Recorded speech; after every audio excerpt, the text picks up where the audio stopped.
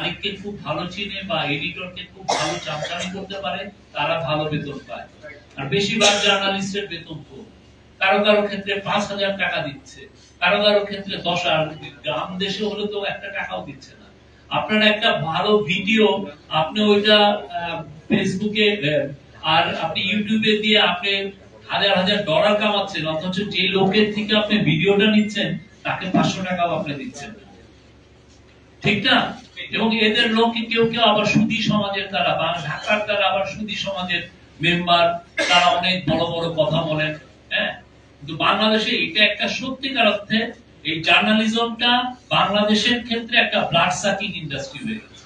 আপনার রক্ত কেমনে চুষে খেয়ে খাওয়া যায়, মানে আপনি একটা মোহে পড়ে এখানে আসেন, আপনি আপনার চেহারা, আপনি একটা জার্নালিজমটা আপনি প্যাশন হিসেবে নেন, আপনি আসেন, কিন্তু ওই আপনার আশাটাকে এক্সপ্লয়েট করা হচ্ছে মালিকরা, এবং এটা বছরের পর বছর হচ্ছে, বছরের পর বছর।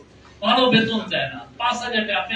আপনি যে মারা গেলেন যে প্রিয়, তার যে জীবনী যেটা পড়লাম, কি স্ট্রাগল করেছে, 10,000 5,000 টাকা বেতনে, কি ভয়াবহ একটা লাইফ, এটা চিন্তা করা যায় না। আমরা এই যে স্বীকৃতি আমি দিচ্ছি, অথচ আপনাদের কারো আমরা বেতন বাড়াচ্ছি না। এটা নিয়ে সত্যিকার অর্থে আপনারা, আমি আবারও বলি, আপনারা নতুন করে একটা মুভমেন্ট করা উচিত। এই আওয়াজটা সত্যিকার অর্থে আমাদের ইউনিয়ন, শহীদ ভাই বসে আছেন, আমি মনে করি ইউনিয়ন এখানে ফেল করছে। আপনাদের আমাদের যে নতুন নতুন জেনারেশনের যে জার্নালিস্ট আসছে, তাদের কথা ইউনিয়নের লিডাররা বা এরা, তাদের যে ডিমান্ড, তাদের যে এটার ব্যাপারে কোনো আওয়াজ নাই, তাদের তো আওয়াজ তুলতে হবে, ঠিক না? আমরা চাই বাংলাদেশের প্রত্যেকটা জার্নালিস্ট যিনি এই প্রফেশনে আসবেন, এটা খুব হ্যাজার্ডাস একটা জব। আপনি মারা যেতে 5 জন শহীদ হয়েছেন আমাদের, কয়েক ডজন ছেলে আহত হয়েছে। আমরা চাই আপনারা প্রত্যেকে ভালো বেতন পান, প্রত্যেকে ভালো বেতন পান, যিনি ভালো বেতন, যার মিনিমাম যাতে একটা ফ্লোর থাকে। আমি আবারও বলি, গার্মেন্টস শ্রমিকরা দেখেন, তারা কিন্তু যারা জার্নালিজমে আসে তাদের মতো অনেকে অত শিক্ষিত নেই, কিন্তু তারা ইউনিয়ন অ্যাক্টিভিজমে আপনারা আমাদের থেকে তারা 100 গুণ এগিয়ে আছে। তারা তাদের মিনিমাম ওয়েজের জন্য লড়াই করে, এবং লড়াই করে এখন দেখেন তারা 12,500 টাকা, এবং কিছুদিন আগে তারা আরো 9% বেতন হাইক করিয়েছে আন্দোলন করে। এবং ওদের আন্দোলনগুলো মহৎ একটা আন্দোলন, যে না, আপনি আমার বেতন বাড়াতে হবে।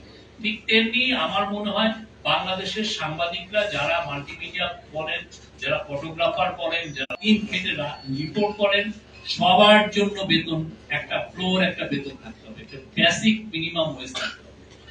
এটা 30,000ই হোক আর 40,000, এর নিচে যে দিবে সেই পত্রিকা বন্ধ করে দেওয়া, সেই ওয়েবসাইট বন্ধ, তোমার দরকার নাই। তুমি এই যে ঢাকাচুরি.com আপনি চালাবেন, দরকার নাই। এইটা একদম, এইটা কিন্তু ভয়াবহ আকার ধারণ করেছে। 2-3 জন আসছেন, ভাই আমি এইটা রেডি করব, হ্যাঁ, আমি চুরি চামারি করে উনি এডিটর হয়ে গেছে। ওনার 1-2টা ছেলে রেখে দিয়েছেন, 1-2টা রিপোর্ট হয়তো ভালো করছেন, 60টা রিপোর্ট সে চুরি করে, 200টা ছবি সে চুরি করে, কাজটাই হচ্ছে চোর। তো এই জার্নালিজম তো আমাদের দরকার নেই। আমাদের যিনি জার্নালিজম করবেন খেটে, তাদের আমার ইন্টেলেকচুয়াল প্রপার্টির রাইটটা দিতে হবে, তাদেরকে মূল্যায়ন করতে হবে, তাদেরকে আমাদের বেতন, একটা বেসিক বেতন করে দিই। এটা নিয়ে আমাদের আন্দোলন করা উচিত। আমি সরকারে থাকি, তাও আমার মনে হয় যে এই জায়গায় আমি আপনাদের সাথে আছি।